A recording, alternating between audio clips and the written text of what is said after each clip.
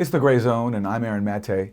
In the aftermath of Robert Mueller finishing his investigation and not finding a Trump-Russia conspiracy, those who promoted the conspiracy theory for 2+ years are still doubling down. Case in point is Congressmember Adam Schiff.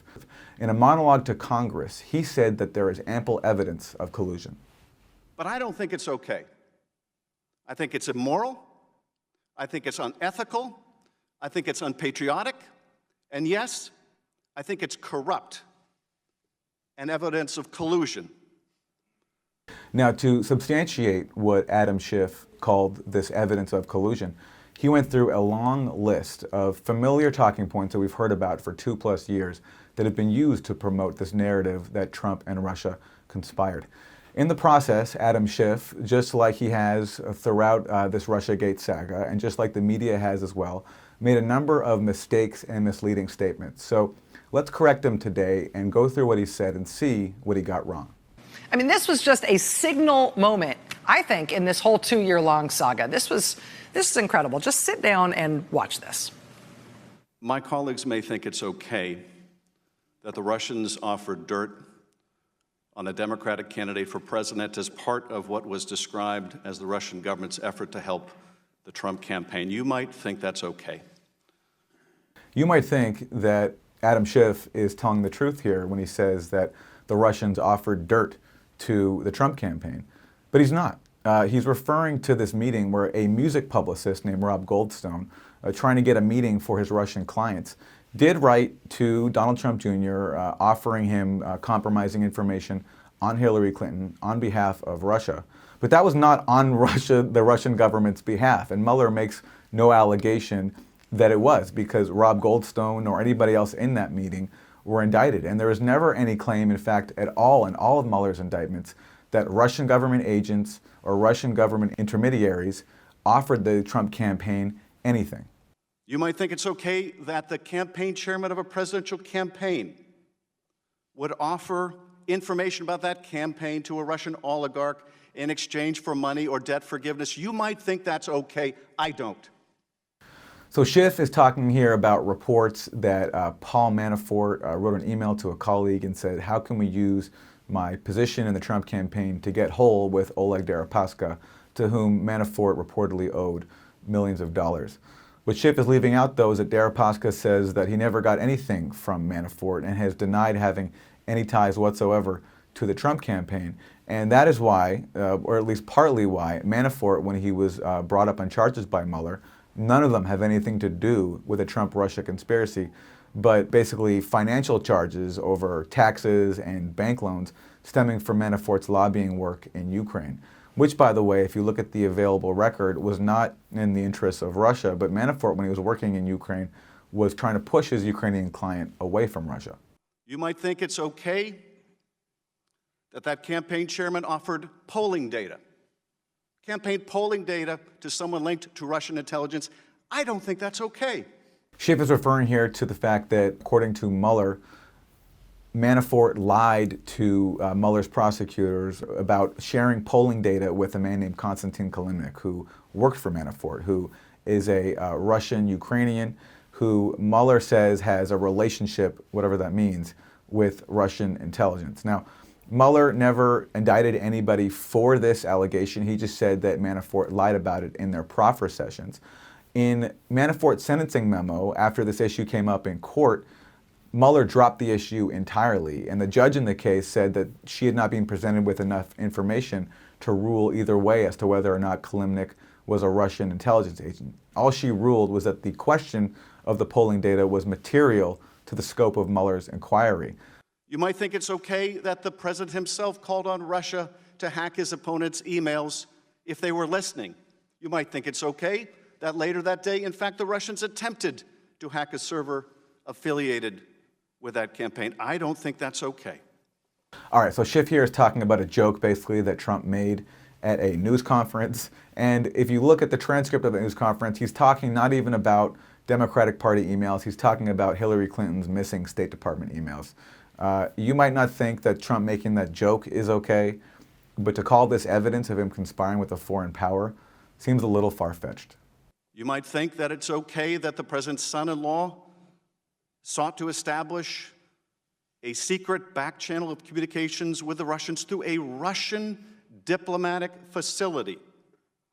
Schiff is missing a big part of the story here. According to Kushner's congressional testimony, he met with the Russian ambassador days after the 2016 election, and the Russian ambassador asked the Trump campaign if they could discuss the issue of Syria and asked if Russian generals could use a secure line in the Trump organization's offices to communicate.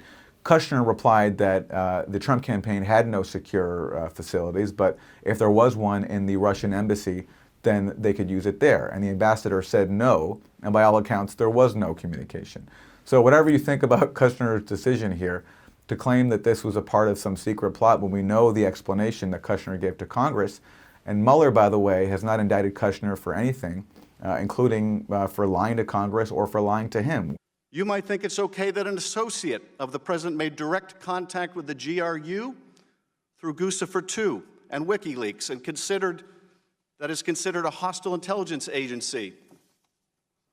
You might think that it's okay a senior campaign official was instructed to reach that associate and find out what that hostile intelligence agency had to say in terms of dirt on his opponent. So Schiff there is now referring to a senior Trump official asking Roger Stone what he had heard about these WikiLeaks emails after they were first publicly announced. Now, this underscores that the Trump campaign really didn't know what was going on because they're A, asking Roger Stone to find out, and B, Roger Stone had no clue because he had no actual contacts to WikiLeaks. You might think it's okay that the National Security Advisor designate secretly conferred with a Russian ambassador about undermining U.S. sanctions, and you might think it's okay he lied about it to the FBI. Schiff is referring to National Security Advisor Michael Flynn reaching out to the Russian ambassador Sergei Kislyak in the weeks after the 2016 election before Trump took office.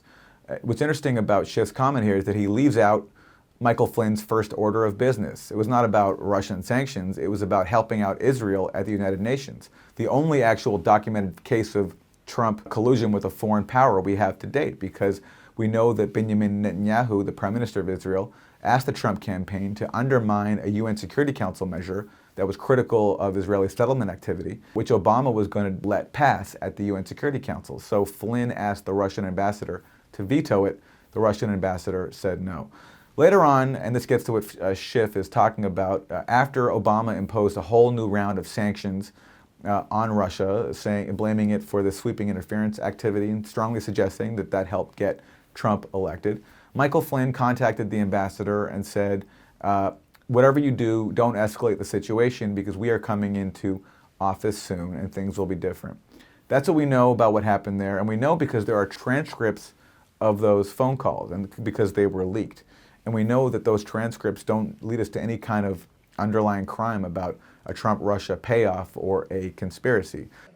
I don't think it's okay that during a presidential campaign, Mr. Trump sought the Kremlin's help to consummate a real estate deal in Moscow that would make him a fortune. According to the special counsel, hundreds of millions of dollars. I don't think it's okay that he concealed it from the public. I don't think it's okay that he advocated a new and more favorable policy towards the Russians, even as he was seeking the Russians' help, the Kremlin's help, to make money. As Michael Cohen recently testified to Congress, Trump never expected that he would win. He saw the campaign trail as a branding opportunity. And I think this helps explain why Trump was in fact saying such nice things to Vladimir Putin, because he wanted to build a tower in case he didn't win the election, which nobody, including him, expected that he would. So yeah, is that corrupt and shady? Of course it is. But does it help the case for a Trump-Russia conspiracy? No, because we know also that this deal for a Trump Tower in Moscow never came close to happening. All the Trump organization had was basically a non-binding letter of intent. No money ever changed hands, no approvals or financing was ever secured. And if Trump is praising Putin and trying to pursue this Trump Tower Moscow deal and it doesn't happen, how then does that help the idea that these two are secretly conspiring behind the scenes? I do not think that conduct, criminal or not, is okay. And the day we do think that's okay is the day we will look back and say that is the day America lost its way. So that's Adam Schiff making his best case for the Trump-Russia conspiracy that he's promoted for 2+ years, even after Robert Mueller has just rejected it. And I think the question for Democrats is this. After Adam Schiff and people like him have brought so much humiliation to the party and given Donald Trump a huge re-election gift, they might ask whether it's wise to continue, as Adam Schiff is doing, to double down on a failed conspiracy theory, one that has given Trump this massive opportunity heading into 2020.